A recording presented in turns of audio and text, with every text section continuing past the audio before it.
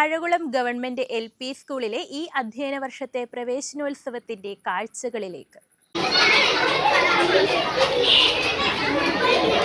SMC chairman advocate S. രാജീവിന്റെ അധ്യക്ഷതയിൽ കൂടിയ യോഗത്തിൽ school head mistress Minimol T. സ്വാഗത പ്രഭാഷണം നടത്തി. പ്രവേശനോത്സവത്തിന്റെയും പുസ്തക വിതരണത്തിന്റെയും ഉദ്ഘാടന കർമ്മം പള്ളിക്കൽ ഗ്രാമപഞ്ചായത്ത് പ്രസിഡന്റ് ജിൻരാജ് നിർവഹിച്ചു. വിദ്യാലയമുറ്റത്തേക്ക് പുതുതായി കടന്നുവന്ന നവാഗതരായ കുട്ടികളെ നിരവധി സമ്മാനങ്ങൾ നൽകി ഹൃദ്യമായി സ്വീകരിച്ചു. പഴകുളം വ്യാപാരി വ്യവസായ സമിതിയുടെ നേതൃത്വത്തിൽ കുട്ടികൾക്കായുള്ള നോട്ട് ബുക്കുകളുടെയും മറ്റ് പഠനോപകരണങ്ങളുടെയും വിതരണം ചടങ്ങിൽ നടന്നു.